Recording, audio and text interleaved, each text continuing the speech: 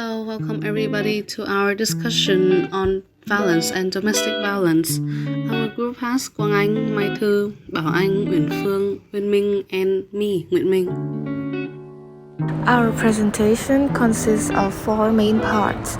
First, we're gonna talk about the definition of violence and domestic violence. Second are the reasons. The third is the consequences, and finally is the solutions.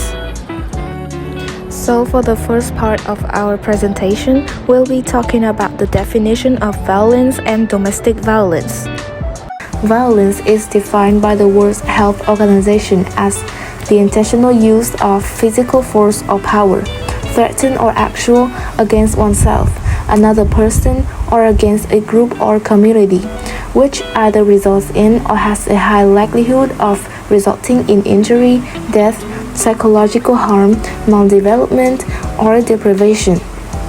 More loosely defined, it is the use of physical force or psychological power with intent.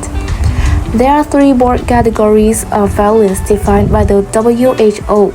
These are: first, self-directed violence, which is violence against yourself, like suicidal thoughts, self-harm.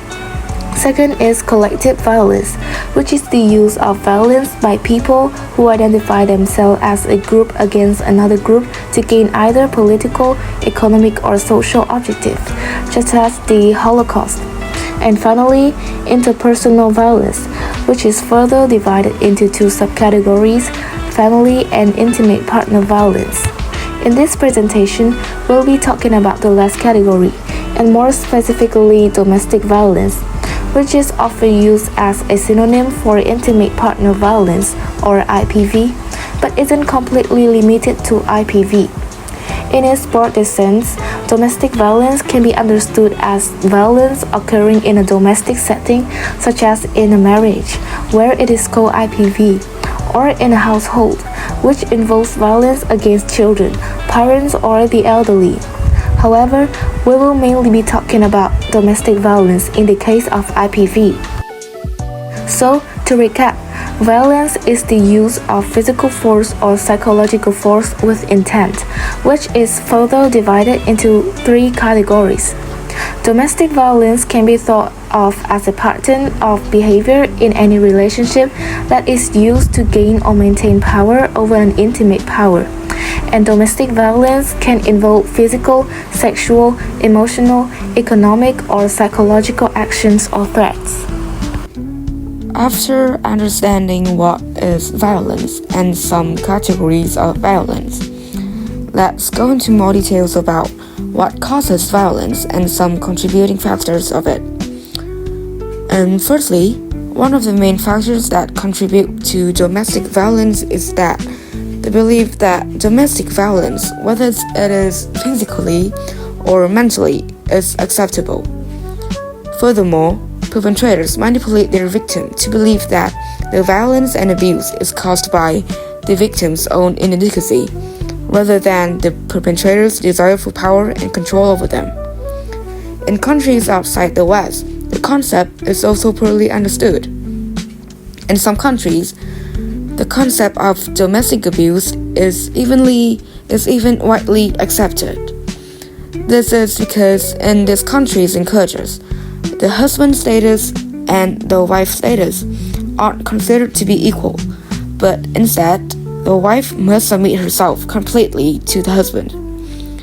And this is even stated in the laws of some countries, such as Yemen, where marriage regulations state that a wife must obey her husband and mustn't leave the house without his permissions. Secondly, violence may be the result of the fact that what they have witnessed in their childhood and were the participants in the chain of domestic violence, spreading through the generations.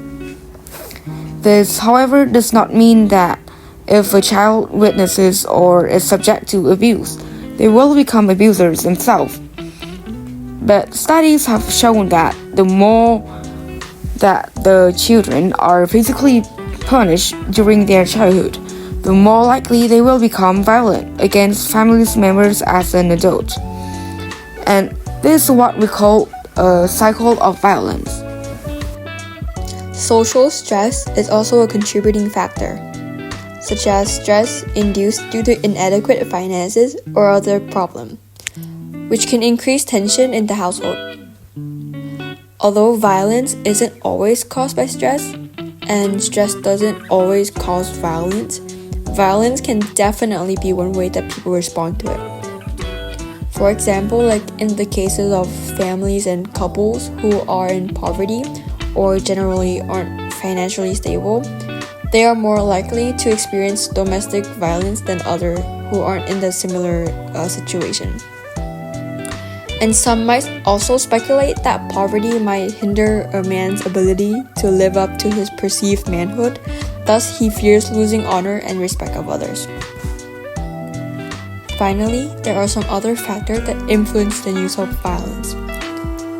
If the victim is dependent on their abuser, such as housewife, disabled victim, unemployed personnel, or those who are the primary caregiver to their children, will fear the increased financial burden if they choose to leave their marriage.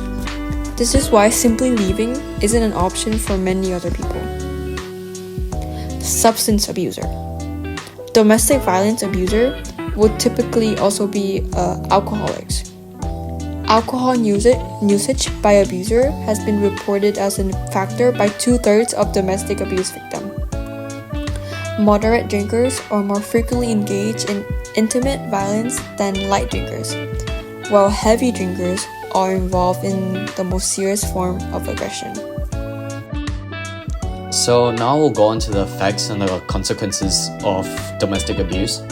So starting with the physical consequences, so as with all physical abuse, effects of domestic abuse can include injuries that require hospitalization, such as broken bones, head injuries, internal bleeding. Moreover, victims who are pregnant while in a relationship with domestic abusers are more likely to experience miscarriage, preterm labor, injury, or even death to the fetus. Now I'll go on to talk about the psychological consequences. So, domestic violence doesn't only cause physical problems, but it also causes psychological problems. So, among victims who still live with their abuser, high levels of stress, fear, and anxiety are reported. Additionally, depression is also common, with 60% of victims meeting the criteria for depression, as they are made to feel guilty for provoking and then are met with intense criticism, and thus leading to an increased risk of suicide. Furthermore, long-term anxiety and panic are also experienced, even after leaving the relationship, and victims are also more likely to meet the diagnostic criteria for anxiety and panic disorder. PTSD, or post-traumatic stress disorder, is also a very serious psychological effect, characterized by flashbacks, nightmares, intrusive images, and avoidance of triggers that were associated with the abuse. Now I'll talk about our final point, which is the effect of domestic violence on children. So, as previously stated, witnessing violence during childhood can increase the risk of the child turning into an abuser when they grow up. So not only does domestic abuse affect the present, but also future generations, which leads to generational abuse, which then turns into a cycle. And furthermore, domestic violence can cause a broken marriage and a broken household, affecting children.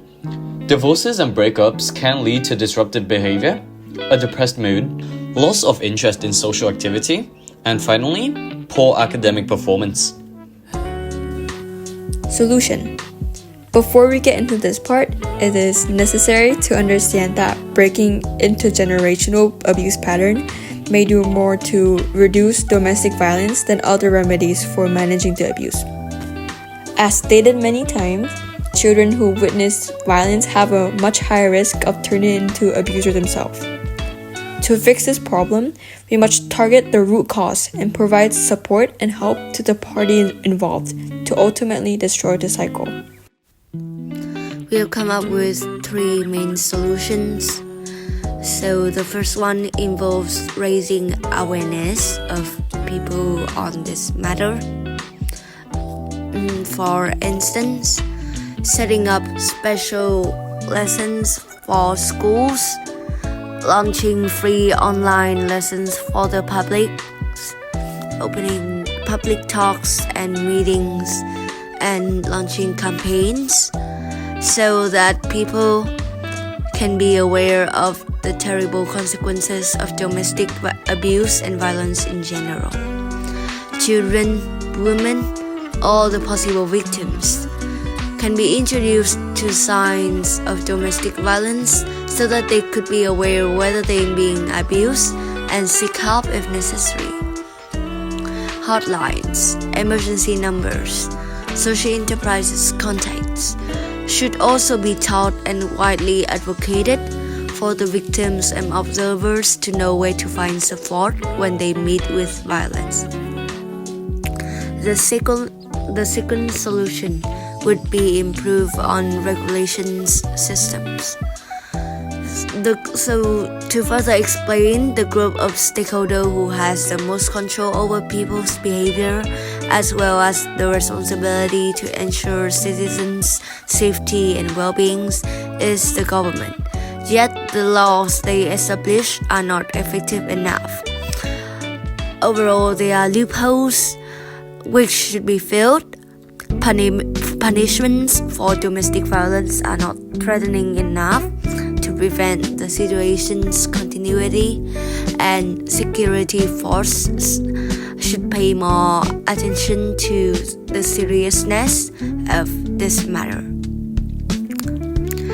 The third solution involves operating and supporting social enterprises, charities, projects which aims to reduce domestic violence rate and help the victims. These NGOs would be great alternatives to government in sensitive circumstances, and actions they take are often more focused, specified, and immediate than the government's.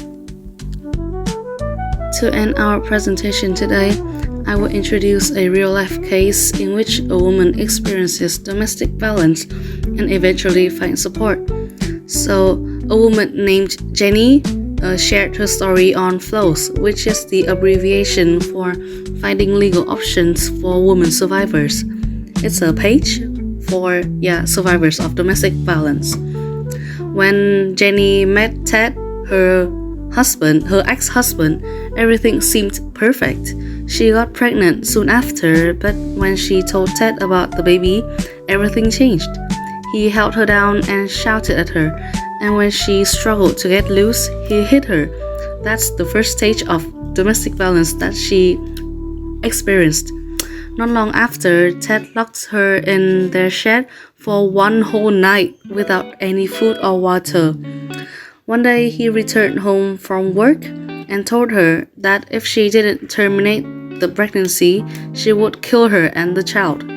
She decided to run to her friend's house. But unfortunately, Ted found her packed suitcase and pushed her down the stairs, injuring her so badly that she ended up losing their baby. When she was in hospital, she decided to tell her story to the nurse, and luckily the nurse helped her plan to leave.